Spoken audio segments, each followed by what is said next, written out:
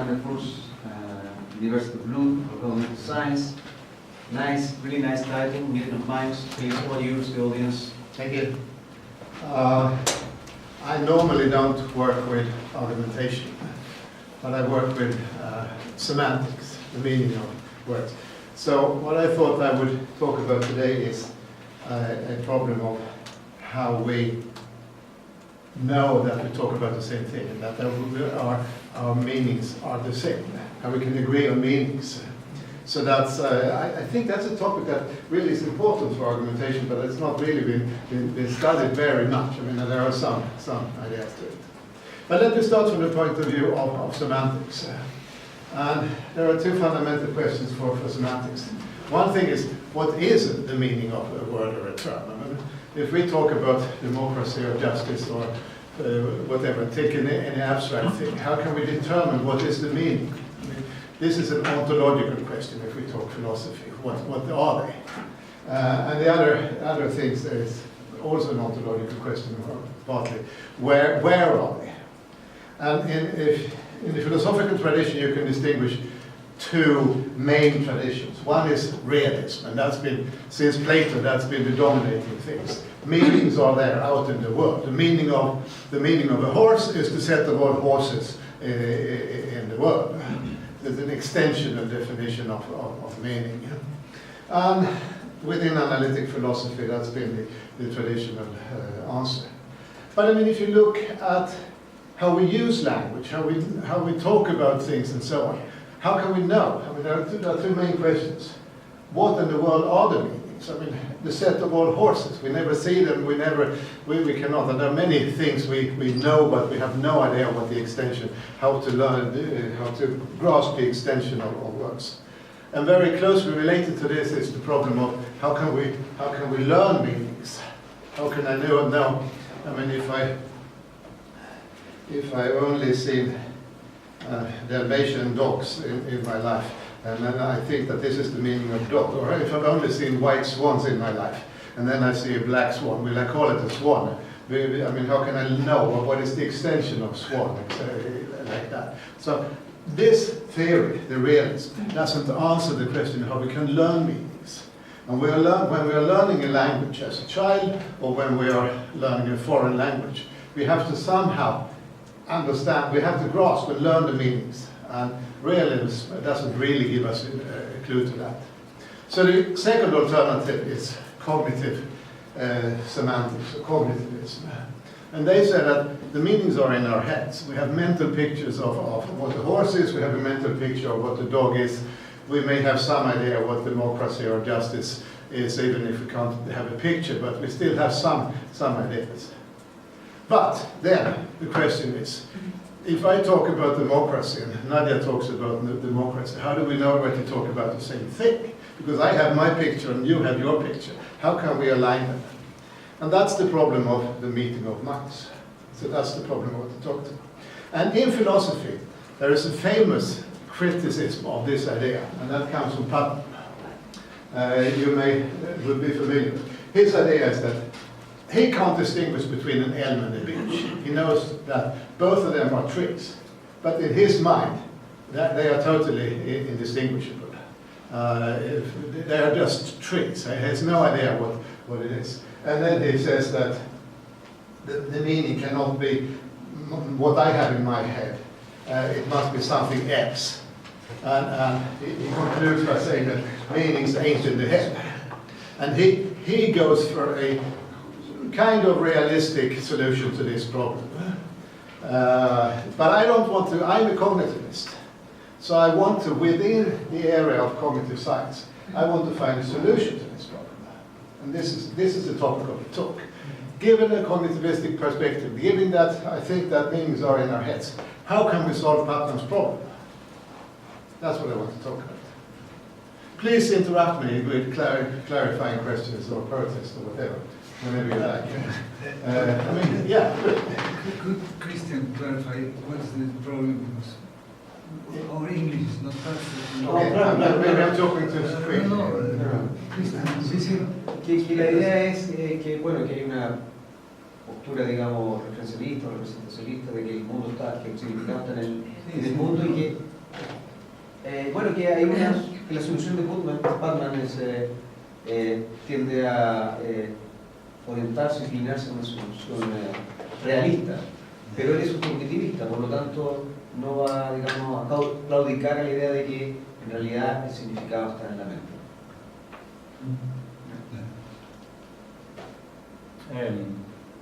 Well, I'm not a philosopher. I did my PhD in psychology. I'm a linguist, psychologist. And I think meaning is in our head. But when you say that, how can we know that we have the same meaning for things? Yeah, that's absolutely, I mean, I agree with that we don't have exactly the same meaning because we don't have the same experience with the words that we learn, or the concepts, the label, well, I would say the words we learn. So that would be my view. That still, meaning is in the head, but still we have to communicate. but it's different across different people. We have to communicate, we have to collaborate. And if our meanings don't agree well enough, we will sometimes fail. And I will get back to that when we fail. So, my solution is that the meanings are in the heads. It's a social cognitivism in that kind of solution I want to get at here. So, here is a classic picture from Humpty Dumpty, and he is very sure of himself. He says that when I use a word, it means just what I choose it to mean, neither more or less. And the question is whether you can make it mean. And she's making a very common sense protest here, or objection. You cannot make a word mean what you would like it to mean. This is something else. And then he says, well, it depends on who is the master, who is in power here. But that's not the solution I'm going for here. So, this is the question. If we have our own, I call them meaning spaces because I write about conceptual spaces. How can we talk about representation, mental representation being the meaning of a word? I mean, we talk about meanings of words, and we write lexica and everything about it. My solution, and this is what I want to remember from this talk, is that semantics is a product of communication. It doesn't exist from the beginning, but we learn the meaning of words by communicating. Well, also by acting in the world, but partly so meanings emerge as a result of communicative interactions. That's my answer. Now I have to explain to you how these meanings emerge from interactions. And this is what I call a meeting of minds. And this fact that we have to share, we are using the same words to communicate. And in order for them to function, they put constraint on how we can have meanings. I mean, this process of that we are forced to share meanings, that they put constraint on individual meanings. And I will show you what I mean. Now, I will give a slightly technical description of this process. I will use conceptual spaces, a little bit of game theory to describe how these meanings come about. So, conceptual spaces is my theory. It's a previous book here, and that means I represent meanings by some kind of dimensions, color dimension, size, shape, and so on. I have no complete list, but these are some examples. And they have some kind of structure, geometric, topological structure. I mean, you can think of them as mathematical dimensions if you like. I sort them into domains. So color space has 3 dimensions. Those who will listen to me yesterday I'm repeating a little bit here now. So colors have 3 dimensions, weight has only 1 dimension, location has 3 dimensions, and so on. They are sorted into domains. Now, my slightly mathematical idea is that concepts are represented as convex regions of these domains. And the best way to explain this is to take the color space. So color space has 3 dimensions, 1 circular dimension, blue, green, yellow, red, and so on. 1 intensity from gray and more intense, and then 1 brightness from white to black. This is the human perception of colors. And then we all, I mean, this is how a person with normal color sight has this kind of representation. We can describe the perceptions of representations in this way. And the distances, now we're talking about geometry here, the distances between 2 points represent the similarity. The closer 2 points are, the more similarity there are. So these things are all red and these things are all blue and so on. Convexity means that if something is called red and something else is also called red, then anything in between is also called red. That's the mathematical definition of convexity. And my central idea on conceptual spaces is that meanings of words correspond to convex regions in different semantic domains. So this is the idea of convexity that is very strong. And that will actually play a role in my argumentation here. Because that's a way of constraining our meanings. We cannot have arbitrary meanings. There are no languages that have words that correspond to red, red or violet. No, I'm sorry, that's not a good example. Red or green, I mean, but not anything in between. That's not a very natural color term. Or anything corresponding to white or blue. That's not a convex region in this set. So this is my idea that they correspond to convexity. In the psychology, people have shown that we represent concepts not by necessary sufficient conditions, but by prototypes. So we don't define a fruit as by certain characteristics, but we give typical fruits like an apple and an orange is more prototypical than the kiwi or a chirimoya,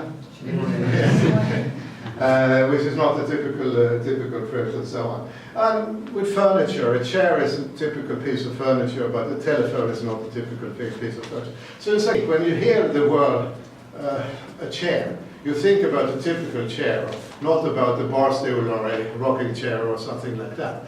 The words seem to trigger prototypes in our minds. That's one of the roles of prototypes there. And if we have a space, now I've just drawn 2 dimensions of a space, but we can have any dimensions. And we have a number of prototypes. It could be different kinds of birds. Here are the ducks, and that's the geese, and that's the swans, and these are the crows, and here are the starlings. I mean, all kinds of types of birds. And they can be more and more. We can have typical ducks and not so typical ducks, and so on. The idea is that if we know the prototypes, and then we see a new object, a bird we've never seen before, it's located here in space. How do we call the bird? Well, the very simple idea is to say, go by the most similar prototype. What is the shortest distance to a prototype? If the shortest distance is to a swan, then call it a swan. So by having this simple rule, if you see a new object, classify it with the closest prototype. Then you end up with something that is in mathematics called Voronoi tessellation. That means that these lines are the midpoints between that. So here on this side you're closer to P1 than to P2, on this side you're closer to P2 than to P1. And here you're closer to P2 than to P4 and so on. These lines are the dividing midlines between the prototype. And it's very easy to prove that this kind of partitioning of the space always is convex. So if you have prototypes, then you end up with convex regions in this way. And this is the principle of cognitive economy.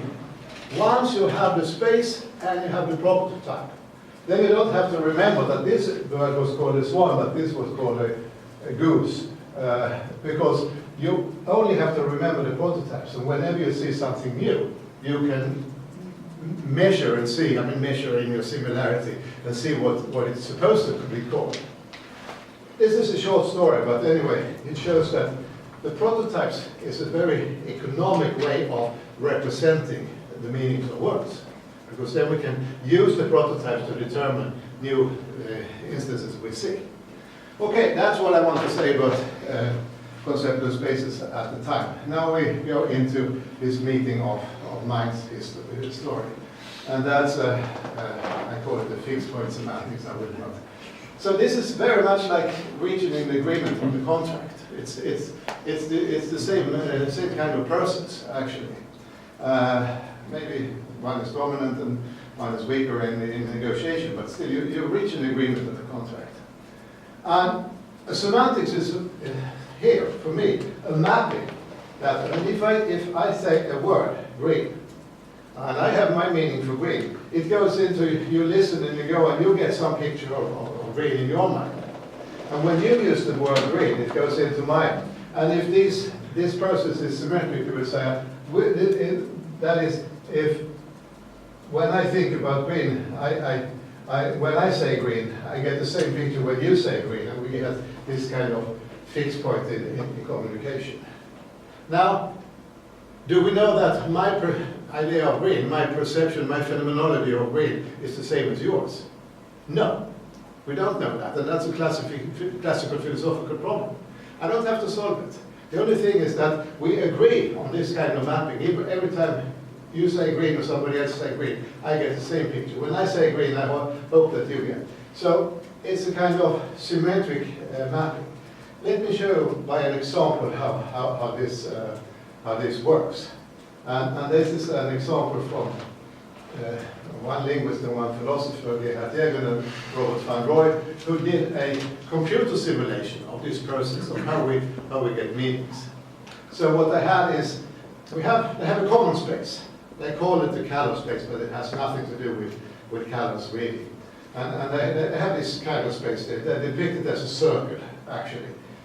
Maybe that's why they call it colors. And then the speaker, the signaler, has only a very limited number of messages. Maybe it has only 2 messages, say A or B, or it has 3 messages, A, B, or C. At the beginning of this simulated game, there is no meaning to the symbols. It's totally meaningless. I mean, totally arbitrary symbols. So the signaler sees one point in the space. That's chosen by the computer in this sense. But you get some information. And then the signaler has to say something, A, B, or C, say. And then the point of the receiver, the listener, is to select the point in the space. And if the selected point is close to the original one, then they are rewarded.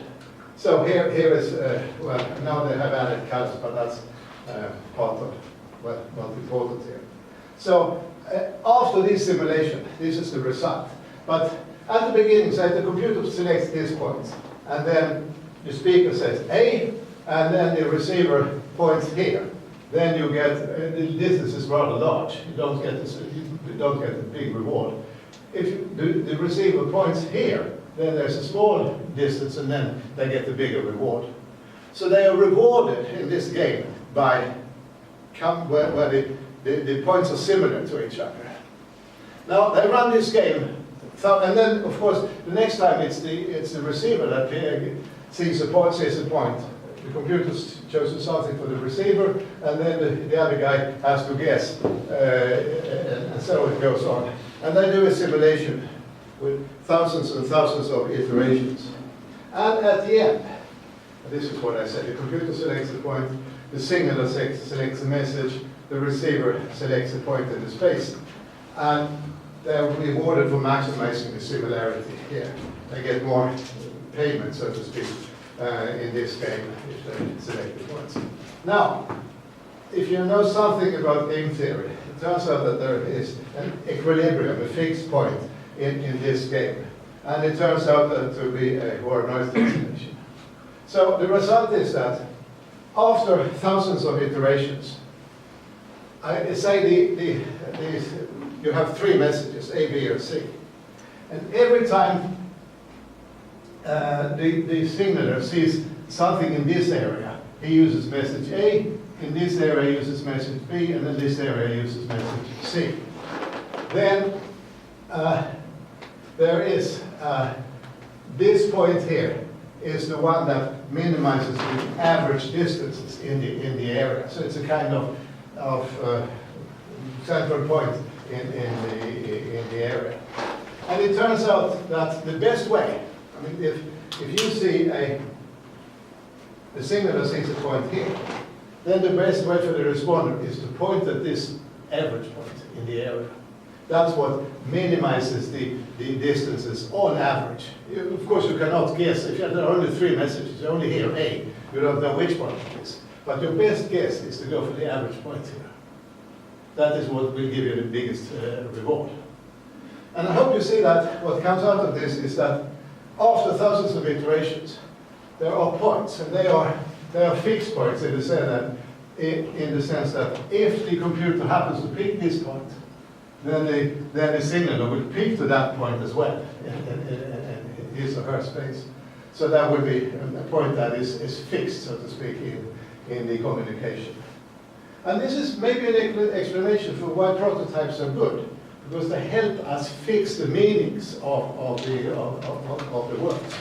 But why do you introduce, or do you call it, that they say Nash equilibrium here? Because if I understand correctly, Nash equilibrium is a game of expectation. What you are going to do, because I know what you are going to do, I'm going to do. Yeah, yeah. No, of course. I mean, they learn to find that every time, I mean, you have 3 messages here, 3 signals, A, B, and C. And this is a collaborative game, not a zero-sum game as in most of games. It's a collaborative game. But I mean, you can prove. I mean, this is what Jäger and Van Roy did. Prove that this solution is indeed a Nash equilibrium, and actually the only Nash equilibrium in this simple case, with the prototypes being the main points here. So, but I mean, we could get into technicalities, but that's not the point. I just gave this as an example. There's a computer simulation. By creating prototypes in this way, we find a way of communication that is stable, so to speak. It's a fixed point. If whenever I mention the word duck, you get a picture of duck in your head, and then when you talk, I have my prototype of duck. Of course, sometimes it's not enough. I mean, when I say duck, I think you will think of a typical duck, but no, that's not a good example. Whenever I say bird, I think you will think of a typical bird. But if my intention is to communicate a penguin, then I have to say something else. It's not only a bird, but it's a bird that cannot fly and lives in cold climate and so on. So I have to mark in my language that I'm not meaning the prototype when I say bird, if I want to be more precise. But if I only use the word bird, then I'm expecting you to go for the prototypes of the birds. And I mean, in these areas. So prototypes are very useful for finding this kind of meeting of mind process. Yeah. But we still have the same problem, that I might not have the same prototype as you. If we think of bird, and I live in the Caribbean, I will have a different prototypical bird than someone living here. Yeah. No, I mean, but by communication, we will adjust our prototypes. If we fail, then we don't get the right payment in terms of succeeding. So we need more iterations. We need more iterations, yes. And I will get to these cases where we fail. But I mean, this is the kind of mathematics behind the model. We don't have to get into the details here, but I just want to show that the spatial structure and the idea of creating prototypes and trying to adjust your prototypes, that gives you a solution to the problem of how we can mean the same things with words. And in this sense, the meanings are in the head. But sorry, I interrupt you because but if you accept that the main process, the most important part of the meaning is in communication because it's adjustment. Yeah. Why you still say that the meaning is in our heads, and not in communication? Heads in plural. In plural, yeah. This is a social limit. This emerges. I mean, this is exactly emerges through the interaction between the members of a linguistic community. I'm not sure you have the same picture of the bird as I have, but still we succeed enough. And this picture is not. This model is not perfect. I mean, even if we have a little bit of a distance between our dissimilarity, it's still close enough that we can cooperate in most cases if we want to cooperate about birds. I'll give you a good example of when it doesn't work very soon. So this is why it's in the head. It emerges, you need interactions. Of course, in the computer game, there was no meaning to A, B, and C at the beginning. But in an ordinary situation, if you're a child and learning a language, your parents, your sisters, brothers already have a meaning space. And you just have to learn, pick up by examples and so on. You have to adjust. And you do that slowly as you grow up. You may misunderstand certain words at the beginning, but then when there is a mistake, then you learn to adjust your meanings. So in an ordinary linguistic setting, or if I'm learning a foreign language, there is already meaning space existing, and I just have to pick up these meanings by interactions and uses. So I go back, I mean, this is, it's not the same idea as Wittgenstein's language games, but it's still the same idea. I don't need the real world. I mean, another problem for realist semantics is language is full of fictional objects. We can talk about witches and unicorns and all kinds of fantasy objects, even if they don't exist. We can agree on the meaning of a unicorn quite well. And yeah, people talk about things in novels or movies, even if they don't exist. And they agree very much on the meaning of these things. So I can get around this problem of meaning of fictional objects, because we can still have a prototype of a unicorn and communicate very well, even if the extension of the real world is empty. Yeah, so we solved that problem with the fictional objects by this model, by the way. And they become conventions. I mean, I have to adjust. I can't be a Humpty Dumpty and say, no, I use the word bird to mean horse, and you have to follow me. I mean, if I do that, I mean, I will not succeed. Most of the people around me will still use bird in an ordinary meaning, and I will fail in communication.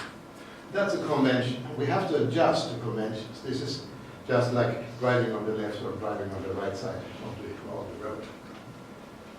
Now, and of course, reality has place around here.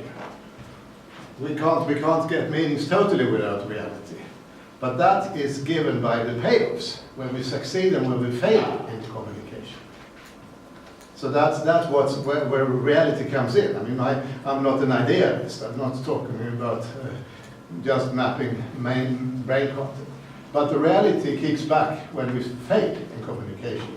So let me give you some example of this when we fail. So suppose, this is a small story. You suddenly get a telephone call. It's very important, the person at the other end. So it's very important that you meet.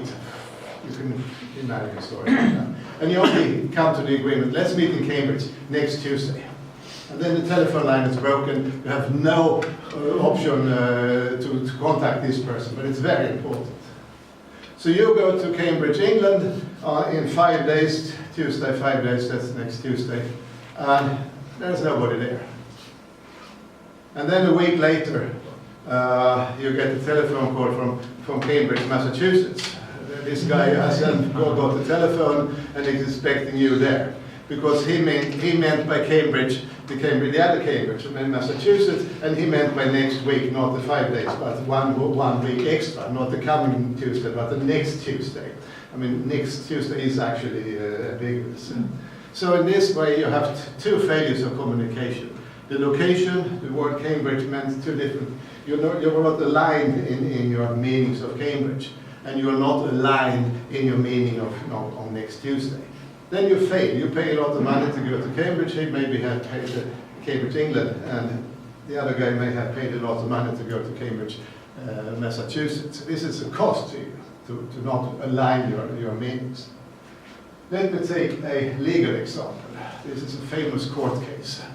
There was an American company selling chicken meat, frozen chicken, I think it was. And it was bought by a Swiss company.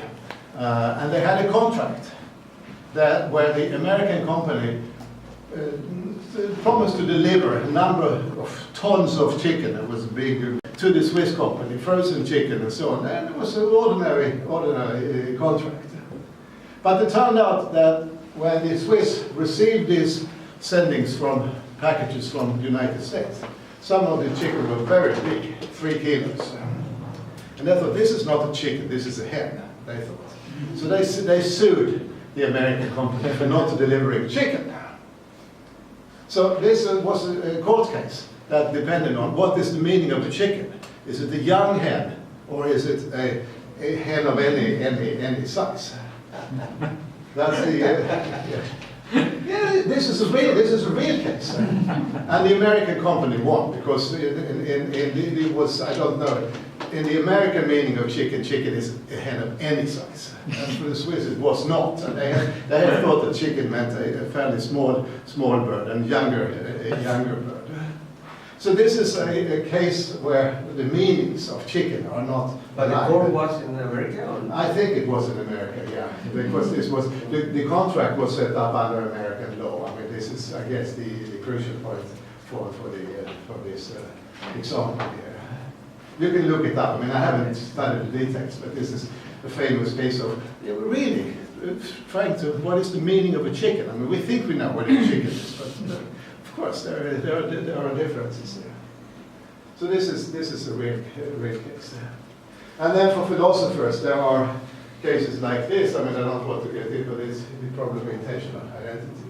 Hope things of the witch, blighted, made some sorcery on Bob's mare, and no thinks that she did the same witch has killed Bob's sow. This is a complicated sentence, but they are talking about a witch. Of course, the witch doesn't exist, but both, let's see, Hob and Lob think that there are witches, and they think that there are witches and around them, and they do these kind of things. And they are talking as if they are talking about the same witch. How can you know? You can't. I mean, this is the problem. You can't know whether they're talking about the same witch or not, because they doesn't exist, and we don't know whether they are coordinated. And of course, if they continue talking, and then Hope thinks that the witch can be invisible, but Noel thinks that no, she cannot be invisible, then you end up in something like the chicken case. So this seemingly coordination of the meaning of a witch may break down as they continue and they'll start discussing and so on. But this is a fairly famous philosophical problem. Now relating to fictional objects.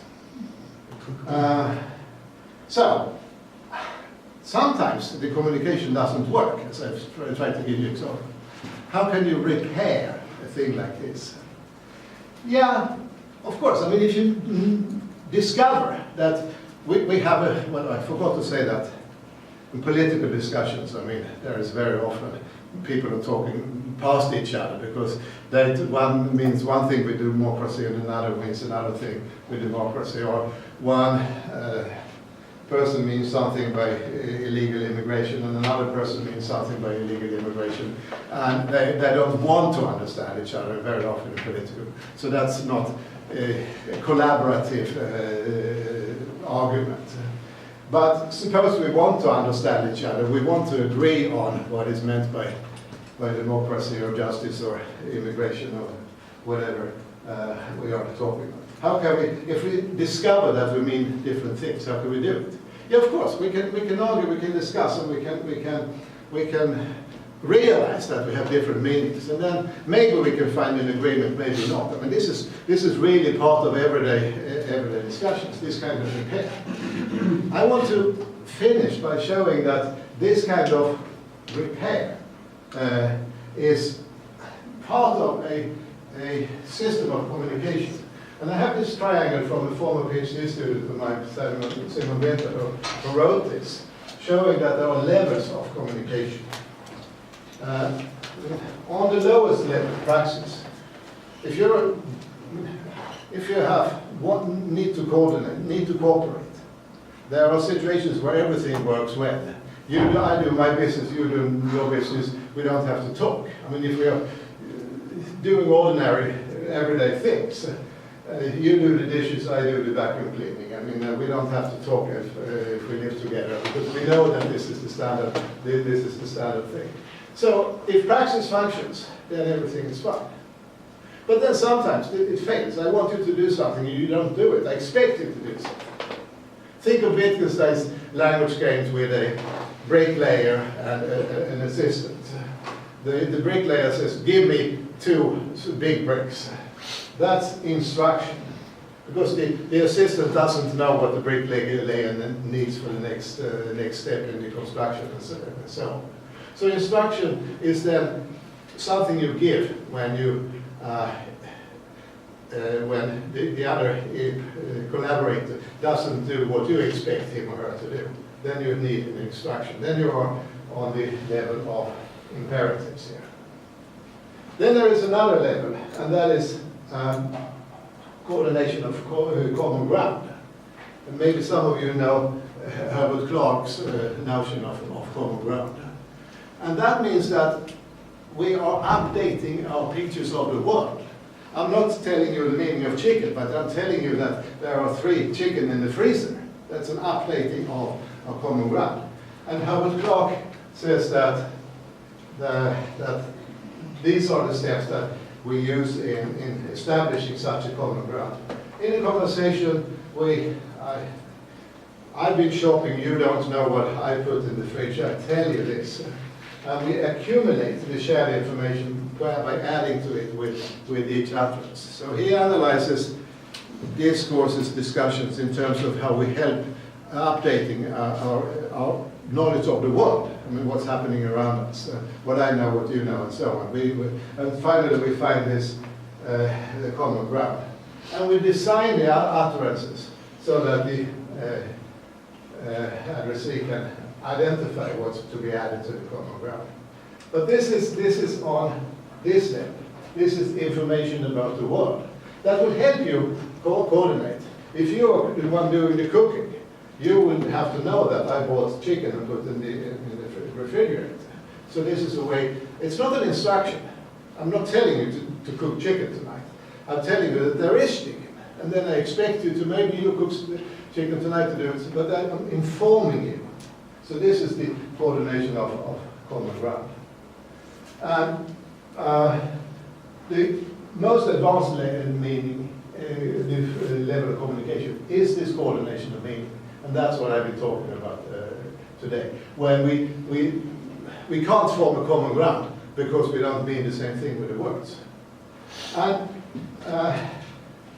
Seven Witter made an analysis of interactions. And you can see that as long as praxis works, you don't have to talk. Then sometimes you need an instruction in order to coordination, to cooperation, to continue. And sometimes you get information so you can help the other one to do.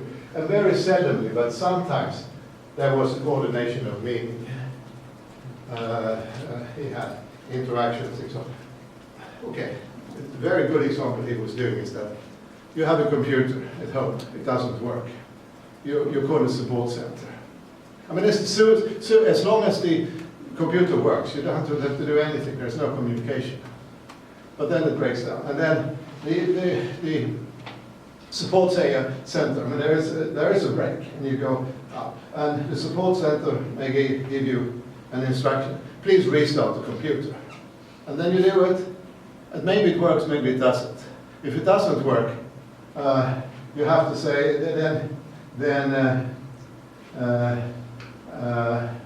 okay, there could be a common ground, like the support center asks you, have you installed a new version of Word or something like that?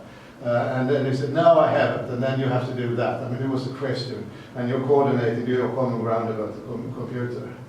And then, now I can't think of a good example of coordination of meaning here, but there are cases where you don't understand. I mean, I may have my picture of what the memory of this computer is, and the guy at the support center may have a different picture of what memory means. So we have to coordinate what we mean by memory or something like that. I can't think of a good example.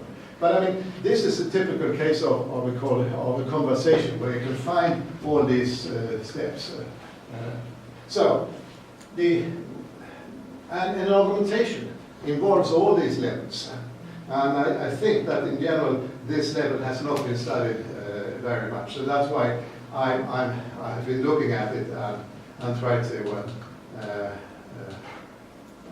give some kind of model of how we coordinate meanings, how we can. We don't know that we talk about the same thing, but by using things like prototypes, we can identify fixed points in our communication, and thereby reach a meeting of minds. Thank you very much.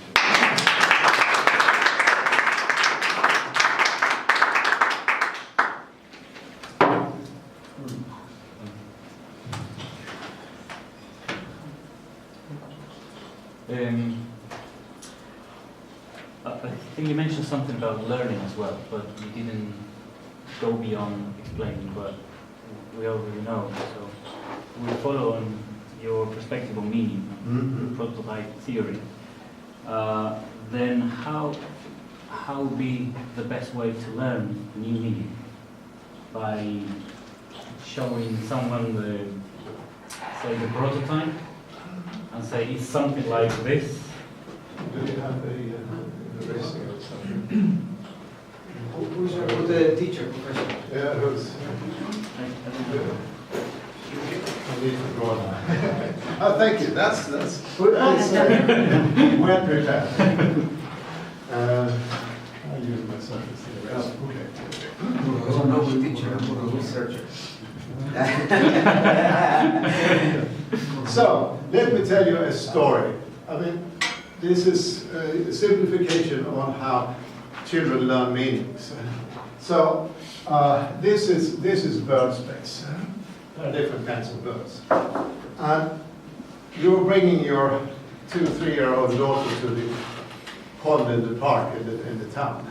And there are some birds that look like this, and there are some birds that look like this, and there are some birds that look like this. There are a few examples of birds. And you say that these are all ducks. This is a duck. And then you say, this is a duck, this is a duck, this is a duck. And then you say, this is a goose. And then this is a goose, that's a goose. And these are swans. And you give your daughter these examples. Now, there are similarities between these ones. And on the basis of this similarity, your daughter forms some kind of average of the ducks that she has seen. She forms some kind of average of the geese that she has seen, and she forms some kind of average.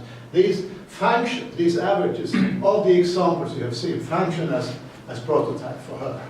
So by that, she forms a partitioning of the space. And if you ask her, you see new bird is down here, and then you ask her, what is this bird? And she would very nicely say duck. But this may not, your examples may not be well chosen.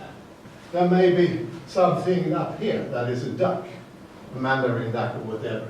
And suddenly you see this odd duck in the pond. So you ask your daughter, what is it? And the daughter will say, it's a goose. But you know it's a duck, and you have the power of the language. You know how language works.